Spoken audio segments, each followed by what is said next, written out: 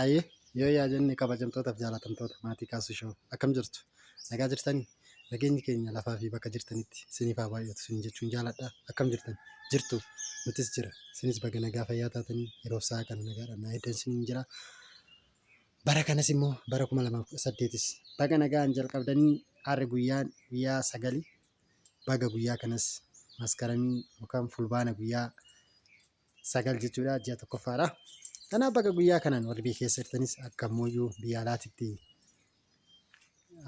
keenya lakkoofsi keenya fi lakkoofsi biyya hambaa garagara waan ta'eef kanaaf baga isiniin ga'ee baga nuun ga'ee baga guyyaa kanaan isin ga'ee isiniin jechuun jaaladha. Guyyaan kun immoo guyyaa hojjettanitti milkooftan guyyaa jaalalaa guyyaa kabajaa hunda keenyaaf haa ta'u isiniin jedha. Kanaaf ani yeroo kamuu waan isin jaalattanii fi waan isin barbaaddan isiniif fidee dhufa. Akka carraa ta'e immoo fuuldura kootti argaa kan jirtan kun mana jireenyaati. Warroonni mana jireenyaa barbaannaa jettanii viidiyoo irratti namoonni baay'een dubbachaa jirtu. Kanaaf warri mana jireenyaa barbaaddan manni jireenyaa kana kan fakkaatu isa duuba kanaanis manatu jira jechuudha. Kanaaf inni kunis naannoo kootitti kan argamudha. Magaalaa Asallaa keessatti jechuudha. Kanaaf warroonni mana barbaannaa mana nuubitii mana bitachuu barbaanna warroonni kan akka carraa ta'e uffata ammoo kunniin hin beektu uffata uffatta mana jiraatanii mire gibbii keessan jira. Kanaaf kana fakkaataa jechuudha manichi. Warroonni immoo mana bitachuudhaaf gara keessattiinis koomentiis nu barreessaa jirtan dhugaa guddaa galatooma. Warroonni bitatanis jira. Tanaan durallee viidiyoo isinii hojjedheetiin ture. Viidiyoo manneen baay'ee irratti isiniif hojjechaa ture.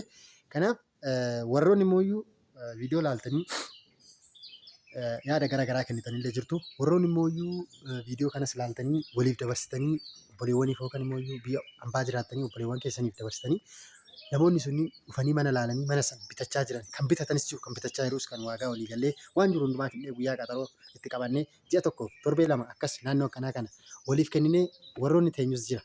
Warroonni immoo aaddisiis mana hin barbaannaa fakkeenyaaf naannoo Sagureetirraayis Asallaa kanaayis gandoota Asallaa kana jiran marsii ganda 10 keessa ganda 9 ganda 8 haga tokko keessatti jechuudha. Warroonni mana barbaannaa jettan inni kunis mana jireenyati naannoo keenyatti kan argamudha. Maabiraatiin isa naannoo kana ga'ee jira. Gammaatti mana kanarratti qotaariin hin galle malee jarbaa mana kana duuba gara duuba kanatti manneen kanarraan galee jira jechuudha. Isa xiqqoo hafeedha waan ta'eef kun immoo kan xumuramedha. Kunniin kilaasota L-dhaan ijaarame manneen kilaasiiwwan isaa kana fakkaata jechuudha. Kilaasii tokko laaluu dandeessu. Keechisaa chaakiin bichaan kan hin galle malee lassaname keechisaa harmaatanis galee jira. Hunduma isaatu jechuudha.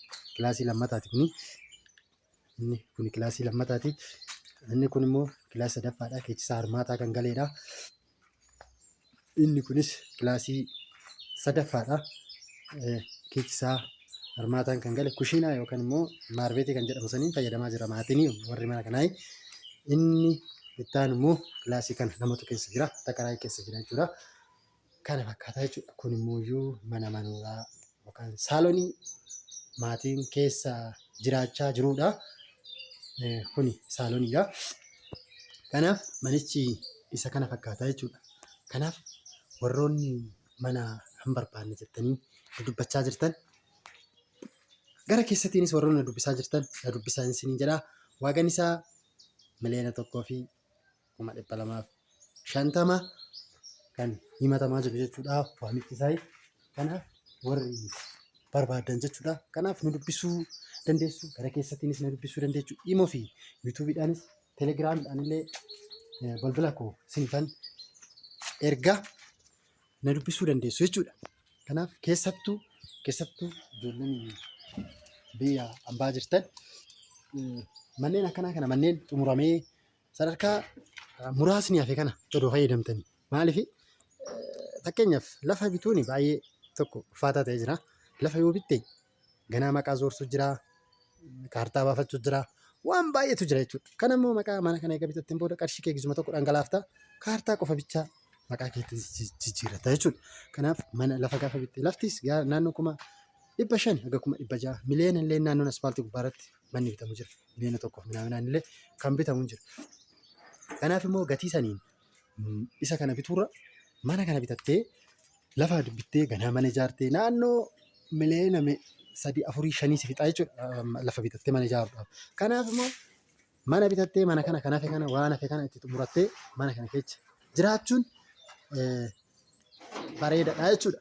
Kanaaf immoo warroon viidiyoo ilaaltanii sheer olii godhaa jirtan guddaa galatooma. Lafaa fi bakka jirtanitti nageenyi keenya fi jaalalli keenya bakka jirtanitti isin biraa gosinii jechuu jaaladha. Kaleessa galgala fakkeenyaaf namoonni na dubbisan jiru gara keessatti mana bareedaan barbaannaa mana xumurameen barbaanna. Fakkeenyaaf manni barbaade itti galeera waan hundi itti galeera har'a ta'e seenuu dandeessaa jechuudha keessa jiru waan ta'eef mana kana keessa isaan akka carraa ta'e mana biraa qabu gara biraati mana sanii hojiidhaan fakkeenyaaf riifoormii mootummaa nama baasee kun hojjetaa kan baay'ee iddoodhaa iddootti jijjiiraa jira waan ta'eef asii achitti kiraan isaan ittiin jiraatan achitti wal madaaluu hin dandeenye waan ta'eef kana gurguratanii achitti iddoo jiranitti mana jireenyaa bitachuu barbaadaniiti. Sababa saniif fuuldura isaatis dhumee kan jirudha jechuudha. Gandaan hojjetameera fuuldura isaatiillee xiqqoo gibbiin yoo kaaree 200 waan ta'eef xiqqoo xababtu waan jedheefani viidiyoo xiqqoo dimimni harkaa jechuu danda'a. Kanaaf kana fakkaataa jechuudha. Yoo warri immoo akka carraa taatanii lakkii manni nu harka jira manni gurguraatillee nu harka jira mana nu gurgurillee warri jettan yoo jiraattan ganda keessa jiru nutti himtanii isiniif laallee viidiyoodhaan gadi isinii lakkifnee isinii gurguruu dandeenya isinirraa bichisiisuu dandeenya jechuudha.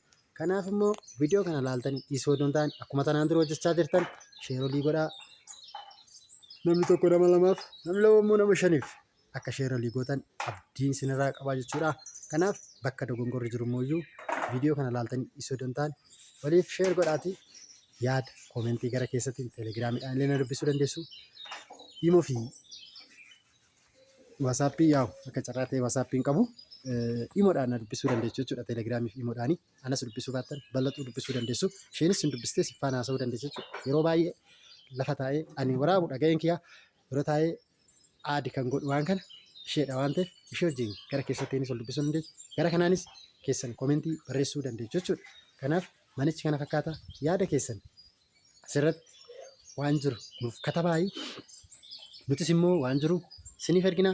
Kanaa miti humni keenya kan hin danda'u mana biraas nu ergi mana xixiqqaa yoo kan jettanis ta'e isiniif waraabnee erguu ni dandeenya jechuudha. Manneen baay'eetu nu harka jira waan ta'eef kanaaf ani immoo guddaa kanan isiniin jedhu viidiyoo keenya baay'ee nu ilaalaa jirtu dhugaa waaqayyoo keessaayyuu ijoolleen biyyaan baa jirtan guddaa galatooma uummanni Oromoo jechuudha. Baay'ee kabajaa guddaa qabdu dhugaa nurraayi. Kanaaf ulfina guddaalee nurraa qabdu viidiyoo keenya baay'ee nu guddistan dhugaa baay'ee sadarkaa guddaa irra nu geechaa jirtu. Bakka dogongorri jirutti illee mooyyuu yaada nu kennuun keessan baay'ee das nu jedhaan yeroo baay'ee namni yoo yaada kennu natti tola dhugaa waaqayyo maaliif namni dogoggora ofiin barata jechuudha. Dogoggora ofiin barata kilaasonni jiran immoo kanneen jechisaa hirmaata ta'e jira jechuudha. Muluu isaa ilaaluu dandeessu bal'aadha baay'ee tokko keessisaa koornisii bichaatiin galini chaakii qofa tafe jechuudha. Kanaaf akka carraa taatanii immoo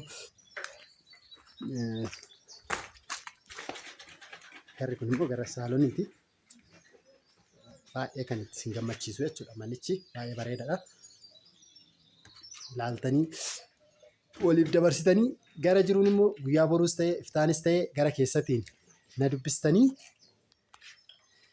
waagaan isaa isinitti meen jira. Wajjin haasa'uu dandeenya jechuudha. Kana caalaa immoo fakkeenyaaf isin warroonni biyyaan baa jirtan biyya keessan jirtan kan isiniif laalu maatuma keessan yookaan immoo ijoollee shamarranii immoo abbaa warraa qabaattan abbaa warraa keessan jechuudha kan isiniif laalu waan kana jechuudha. Kanaaf isin kan biyya keessa yoo jiraattan malee biyya keessa hin jiraanne ilaaluu hin dandeessanii. Yoo biyya keessa jiraattan immoo ilaaluu dandeessu dhuftanii jechuudha. Akka carraa taatanii galtanii yoo kana jiraattan ta'e kana fakkaata jechuudha. Kana fakkaata. Kanaaf iddoo rakkoon itti jiru immoo yaada nuuf kennaayi. Manichi isa kanaadha. Yoo balleessinee illee jiran dhiifama nuu godhaa isiniin jechuun jaaladha. Guyyaan kun immoo guyyaa jaalalaa guyyaa kabajaa isiniif haa ta'u oolmaa nagaa na oolaayu laaburaa deebanaa fayyaataa isinin jaaladha.